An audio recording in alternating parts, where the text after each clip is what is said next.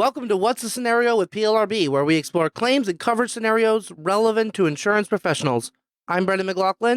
I'm Mike Brode. I'm Tim Heffler. All right, Mike, what's the scenario? Before we jump into the scenario, this is sort of different for us, so we're not really talking about a coverage scenario.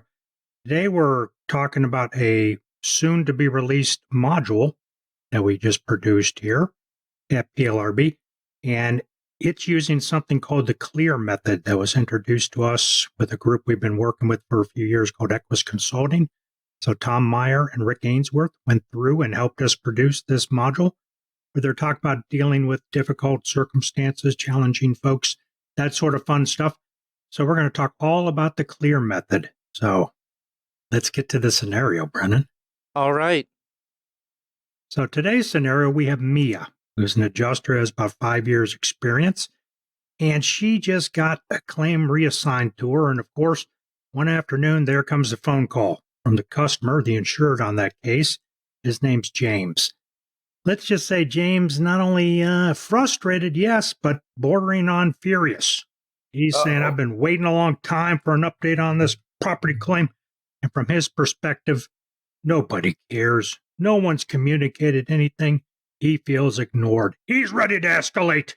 Now, Mia can tell this is going to be somewhat of a difficult conversation.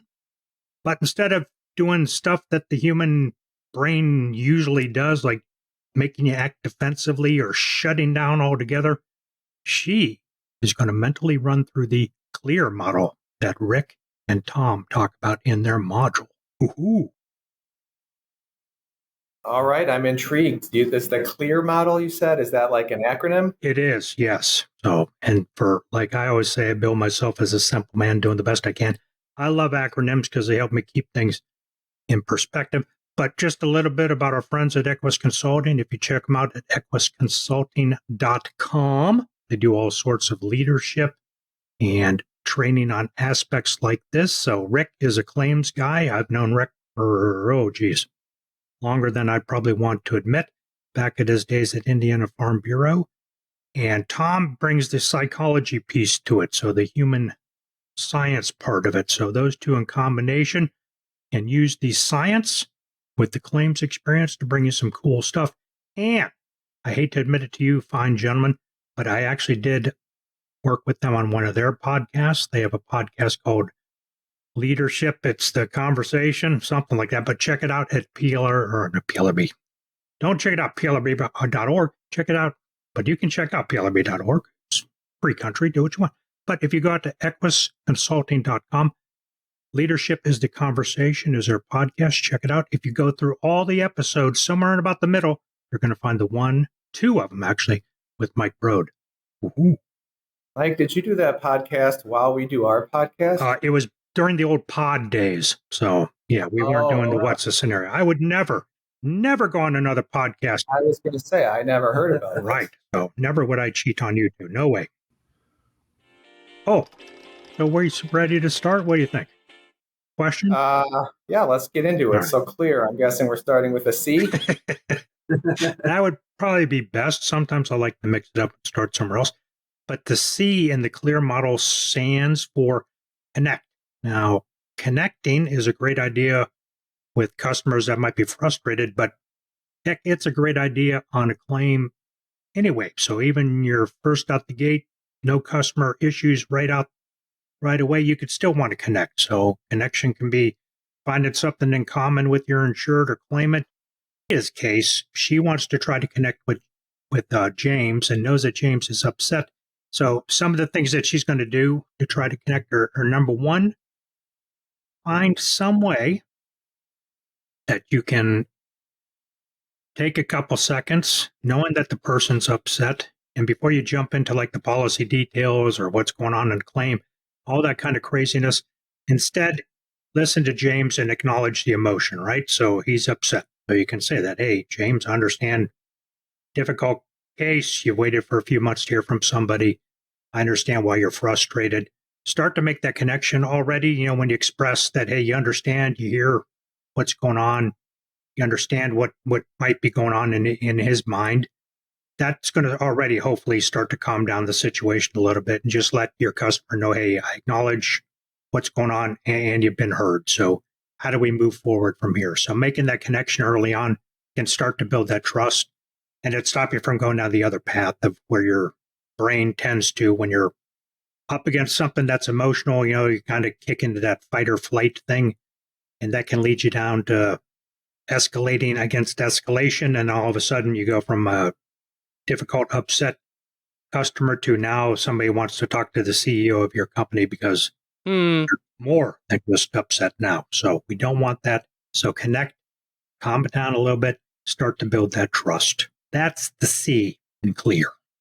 Yeah, that can be really tricky to deal with in the moment when you're being confronted by, hey, someone's really upset, they're upset with you, Right. and they're using really strong language, make you take a step back and make connection with them, and that could be a tricky first step. Sounds like it's a good foundation to build on. Yep. And in the module, Tom does a really good job being the psychology guy of explaining what happens, your natural reaction, like when you're up against these kind of situations and how your body responds. So when you can start to understand, what's triggering emotionally inside you, you can also get a good handle on what's going on. So it allows you to do that connect as well without going frustration versus frustration and going down the absolute wrong path. Yeah. Okay, so we got C. That was clear. We got an L now. What? I'm trying to think of what the L would be. All right. Do I have any guesses? Oh, I don't have any good guesses. Could be learn. Listen. Yay, Tim got it. Congratulations, Tim. Yes, listen. That's what you got to do if you're trying to be clear, right? So next, what's Mia going to do? So James is upset. Let James air his frustration a little bit, all right? Let the guy vent a little bit. Understand what's going on. Because there you're going to get some clues as to, hey, well, how might I turn this around? Because James is going to give you some information that might be helpful there. So without interrupting, without doing what I used to do, and I hate to admit it, Tim, but people would call me, especially when I was in management, and they're already upset with somebody. Now they're talking to the manager. So they're going on and on. So sometimes maybe I did this, maybe I didn't. Maybe I'd put the phone down and start typing emails or something, then pick it back up and say, oh, you're still yelling. Okay. Oh, I don't believe it first. No, I would never do that. Of course, you listen carefully. You don't multitask. You sit there, let James share his frustrations, what's going on, give him the space that he needs to feel that he's aired out all of his grievances, and don't react defensively again. You don't want to escalate versus escalation. People want to be heard, so let them. And don't underestimate the power of just being silent and allowing people to vent a little bit. Listen. And even better yet, active listen. So if James says something that triggers something, then you say, yeah, I hear you're upset. Yeah, you feel like we haven't communicated well with you or it's been too long. Make sure they understand that you're hearing what their frustrations are. So actively listen and sometimes be silent and just listen. It's all good. So C and L.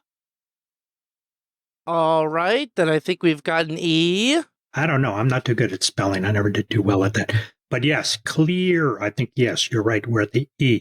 And the E in this one in their model, and again, it's Rick and Tom's model, clear. E is for engage. So here's something that a good tip that they give you is, what do we do in insurance? You guys know what we do. We have all these acronyms just like clear. So we start talking about things like, oh, we're going to handle your claim on an ACV basis, and then later you can make an RC claim. They're thinking remote control. What? You sound like the lawyers, Mike. Right. I mean, we're throwing out all this jargon that we know in the insurance industry, but this customer's never had a claim. They haven't had a claim file, so they have no clue what you're talking about. So make sure to keep out all the jargon that we would use. And then also make sure that when you're talking to James, you're keeping your tone calm and professional and relaxed. We're not elevating. You may be elevating, Tim, because I know you get emotional, but not me. We're relaxed and we're cool. And sometimes that leads to mirroring, right? If you're relaxed and cool, oftentimes the other person will be relaxed and cool, which is nice. But what we can also do is if that isn't working and James is still getting a little hot under the collar, you can say, well, James, why don't you help me by telling me what your top 3 priorities on this claim are? What are the top 3 things you want me to do? What happens, Tim and Brendan, We go from being angry and you're frustrated and your reptile brain's going crazy.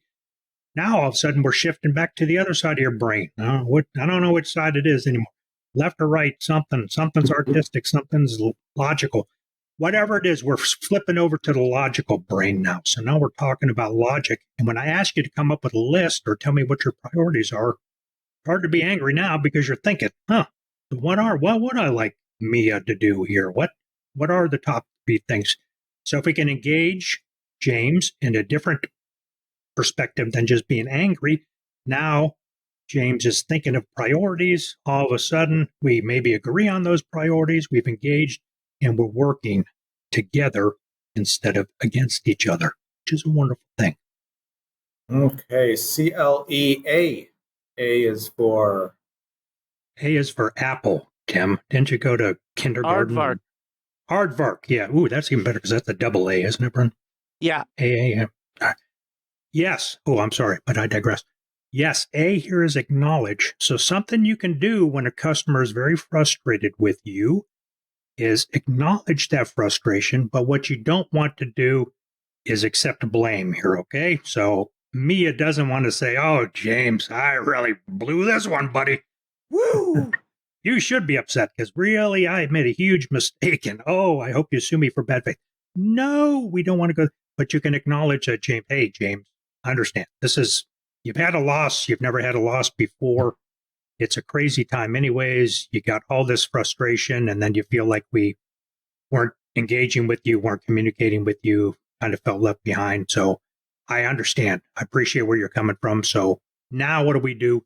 Just step forward. So it's okay to acknowledge what happened without getting emotional or getting frustrated, but without pointing the fingers of blame one way or the other. Because what happens, Tim, when you point that finger of blame? That is an imposing finger you got pointed at me right now. Thank you. How many fingers are pointing back at me, Tim?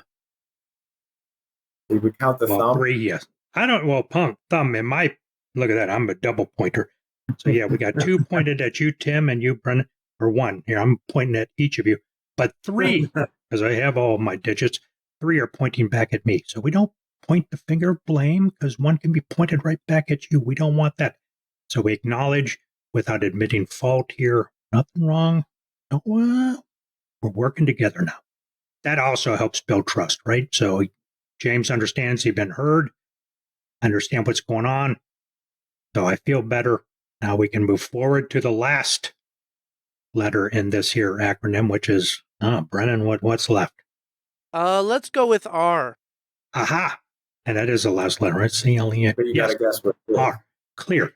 So here with the R, we can resolve now. Oh, end of the road. I like it. We're ready now. Everybody's happy. We've got to James's frustrations. We've come up with a priority list, what we're going to do to get this claim moving in the right direction and moving forward to a resolution, which could be resolved. So what else can Mia do? What's the next steps? Okay, we set up our priorities. Here's the things you want me to do. The old rule is claims reps, or what do we want to do? We want to under-promise and over-deliver. So I'm going to say, James, I can get back with you within a week or 2. And then what do? I'm going to be back in touch with James in 2 or 3 days, get this thing done, right? So we set up our priority. We're going to make sure that James is working together now. It's not loggerheads. We're not fighting against each other. We're a team aligned on the same path towards resolution. Look at the shake there. That means I'm serious about resolving this thing. So it's not always about the outcome. Also, it's about following through. So if I set up my agreed upon resolution actions with James, hey, James, you're going to send me your contractor's estimate. I'm going to look it over. We're going to make sure we can come to an agreed price to repair your property that was damaged here. There's the steps we're going to take. I'm going to live up to my obligations that I just made. All of a sudden, what do we got? Tim, let's have him play James. Now you trust me, right, Tim? I've listened to you. I went through the clear model. We're working towards a resolution, right? You got me, Mike. I'm a happy customer. Brennan, he's been smiling the whole time. So I don't think he would be frustrated at all because that's not the kind of person that Brennan is. So Brennan would hit me with silence. That's when I'd know that Brennan was upset with me. See. But anyways, yes, absolutely. And then the critical part is, yeah, do what you promised to do. Try to over deliver there. And then you'll have a happy customer for life. What happens? Happy customers tend to renew their policies. It's a win-win, all because of you, Mia. Yay. Let's hear it from Mia. Mia, All good job working through that clear method. And thank you to Tim. Thank you, Tim, for being here. But Tom and Rick did a great job of laying out all these things. What happens to your brain when you're in these conflicting situations, how you can resolve that. Great tips like, hey, come up with this. You're throwing the priority back to them to make their logical brain go back into effect, get out of the anger mode into the rational thinking logical mode. All of a sudden they're helping. Your voice calm, Brennan. Nice, All calm, right. relaxed. All right, I'll try to calm down. There we go. We use clear. Everything's clear. Everything's cool. Working towards a resolution. Yes. All right, Mike. So, what can we take away from this scenario? I don't know. I would say watch the darn module, all right? 6 great segments of stuff that can help people do their jobs better. Rick and Tom are the experts, not Mike Brode, but I can tell you this. Use that clear method. It can work. It can even work in your personal life. It's a wonderful thing. So first, we want a connection as a human being. That helps on any claim, even when folks aren't frustrated or upset with you. Build that human connection. Once you build a connection, people tend to like each other. Once you like each other, we're working together to solve this thing. It's a wonderful thing. So connect as a human being. Second, quit talking like I'm talking and listen. Sit back, listen, engage, acknowledge if something's gone wrong and you've done something bad without taking blame for it, but acknowledge, I understand how you feel, Brennan, that you're upset with me because my dogs were barking earlier and we had to restart this podcast 4 times. Yes, I understand. I'm not going to take blame for it. I didn't bark. It was my dogs. But we acknowledge what's going on. And then what happens when we're working together cohesively as a team? We come to a resolution. We're going to resolve this thing. And as claims folks always say, what kind of claim is a happy claim? A closed claim is a happy claim. So customer's happy, you're on to the next one where you can resolve that one too. It's a wonderful thing. Okay, Mike, I think you've answered this about 6 times already, but you know my favorite question. Where can an adjuster go to learn more? Yes. Check us out, plrb.org. Where would you go from there? Well, you would go to the wonderful Education Hub, our favorite hub, not Tim's favorite hub. He likes the Legal Hub. Brendan and I really like the Education Hub. Here you will find this brand new course that's going to be, is it out yet, Brendan? Is it out? It will be by the time we post this. That's going to be exciting. So check it out. It is a new course called Handling Challenging People in Difficult Circumstances, put on by our friends at Equis Consulting. And you can always check those folks out, equisconsulting.com. Maybe you want to call Rick or Tom in. They also have, I think, Jim and can't remember their CEO, Ron is his name. All these folks will work together to help you improve your teams, do some leadership, training and or coaching. So all sorts of cool stuff there. And check out their podcast. Leadership is the Conversation, while you're on their site. All right. I think that's it. Oh, can we share those somewhere, Brendan? Absolutely. And we'll also find a recap of the key points from this episode and links to our social media. Don't forget to subscribe and rate us. And please give us a call at 630-509-8704 and leave a voicemail to share your adjuster story. We'll see you next time. The views and opinions expressed in this resource are those of the individual speaker and not necessarily those of the Property and Liability Resource Bureau, its membership, or any organization with which the presenter is employed or affiliated. The information, ideas, and opinions are presented as information only and not as legal advice or offers of representation. Individual policy language and state laws vary, and listeners should rely on guidance from their companies and counsel as appropriate.